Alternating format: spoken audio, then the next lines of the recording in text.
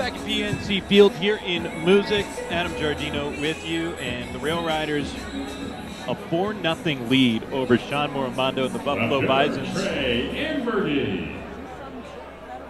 Trey Ambergy leading it off for the RailRiders here in the second.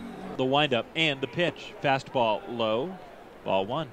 And really where Morimondo lost it in the first inning was right after Thairo Estrada's double that was originally the home run that was overturned. 1-0, the pitch, a breaking ball inside, ball two. It seemed like he lost a little bit of the feel while he was out there right after that. Ended up walking Ryan Lavarne way before the 2-run single to Kyle Higashioka. So see how he is starting over fresh and if he's a little bit more sharp here. 2-0, the pitch, a swing and a foul back by Ambergy, who went low to go get one and may have chased ball three. Instead, it evens the count at 2-1.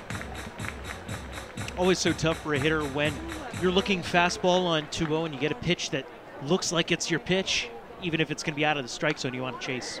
2-1, that was a pitch. That was his pitch, and he fouls it straight back. It's 2-2.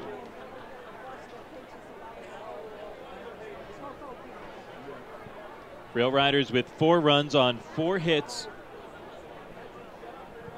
A couple of walks last inning as well. The 2-2 pitch, swing and a ground ball off the bag and fair down the left field line. Ambergy hits first, turns for second, but it's gobbled up by Fields and he fires to the second base bag.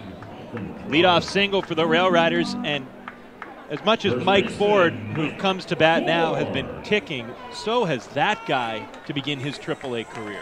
Yeah, and to think that he was all slated to start off in Double-A Trenton, and if not for Clint Frazier having to go up to the big leagues, that's probably where Ambergy would be. But he's come up and been a revelation, hitting over 400 to start his AAA career, and definitely trying to make a case to stay here for the whole year. Mike Ford bats. The pitch home to Ford. Swing and a rocket center field. Alford turns his back and heads back to the wall in center. This one's high off the wall. Ford turns first, heads to second. Ambergy gets waved all the way around. Bichette's relay is wide of the mark. It's cut off, and it's an RBI double for Ford. It's a 5-0 lead for the RailRiders. Just a rocket off the bat of Ford. Thought for a second that it was going to be gone, but hit it just to the wrong part of the ballpark tonight. High off the wall in center field, and Ford hustling all the way into second with that RBI double. As you got to like the base running from Ambergy as well. Picked up the read and was able to come all the way in. A better throw, and it's a close play at the plate, but a risk taken by the RailRiders. It pays off in the tune of a 5-0 lead. Still nobody out. Here's Thairo Estrada. The pitch home to Thairo is low for ball one. This has just felt different for Scranton Wilkes-Barre this season. The fewest hits they've had in any of their games this season has been 7. Here tonight, they already have 5 runs on 6 hits. The 1-0 pitch inside for a ball. It's ball 2. Especially to the tail end of last year, it felt like if the RailRiders were down 2 or 3-0, that it was an absolute mountain to try and climb. Whereas this year, they've been jumping out early and in heaps. The 2-0, a swing and a cue ball foul off the end of the bat from Estrada. Winds its way just shy of the on-deck circle on the first base side. It's 2-1.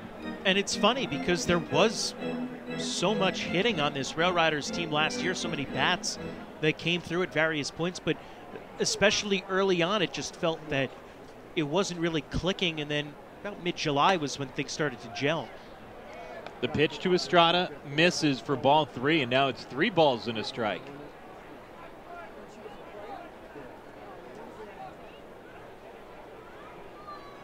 (5-0) RailRiders. Morimondo, the pitch to Thairo, swinging a chopper down to third base. Picked up in fair ground to fire across the diamond, and it's in time to get Thairo Estrada. That's Eric Sogard down there making the play.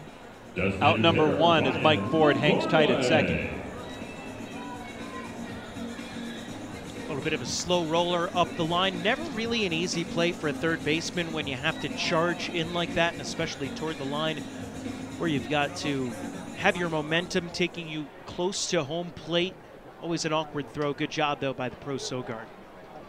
So now Ryan Lavarnway, who hit the furthest homer of the season, stands in. The pitch, a breaking ball to Lavarnway, is called strike one.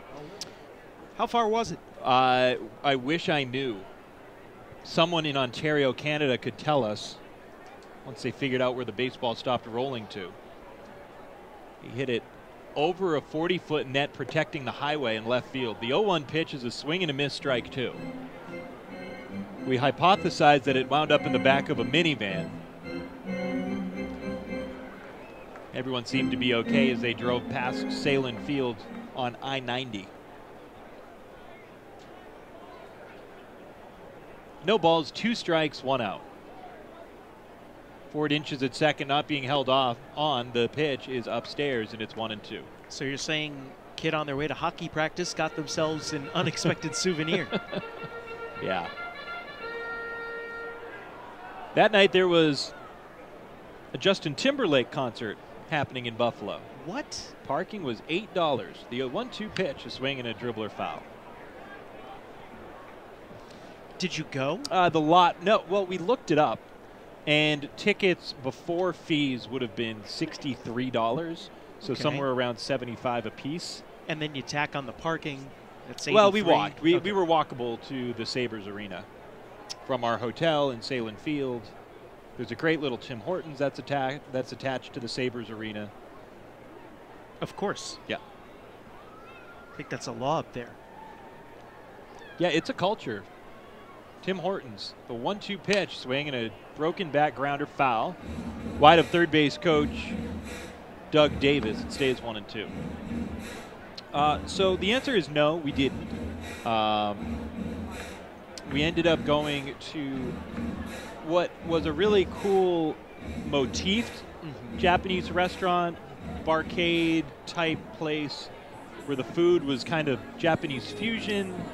That sounds fun. Yeah. It looked good. No, and the problem wasn't. No, the food was just so vanilla. And Adam and I are pretty liberal with our food grades. That it's, oh, this was good. You find the, and I wanted to like everything so badly, and it was just bland.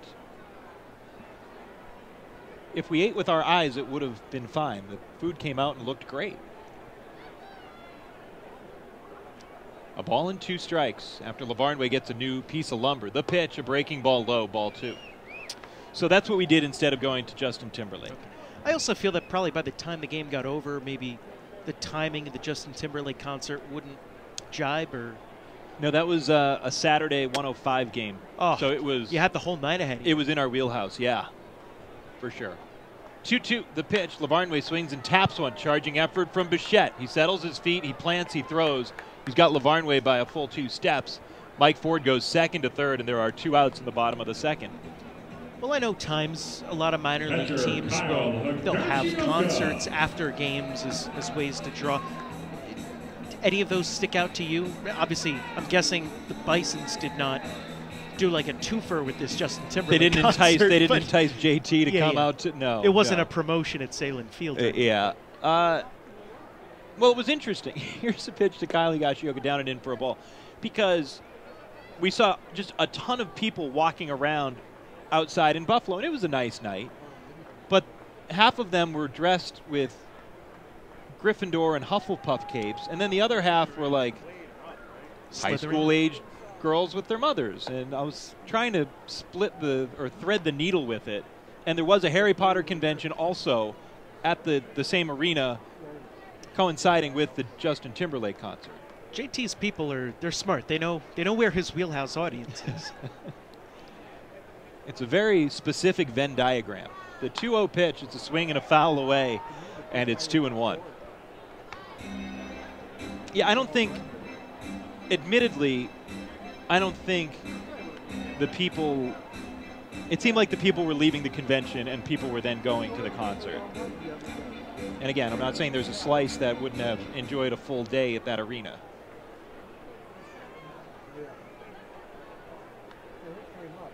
Two balls and a strike, runner at third with 2 outs. 5-0 lead for the RailRiders. We're in the bottom of the second, and the pitch misses low to Higashioka for ball 3. I feel bad for the facilities people there. It's just a long day of security and working concessions and all that stuff. Cleaning up birdie bots every flavor beans. Yeah.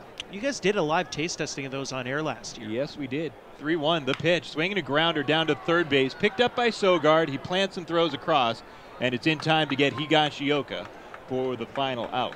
And if we have another Harry Potter night this year, I look forward to doing it again. We go to the third, 5-0. Rail Riders.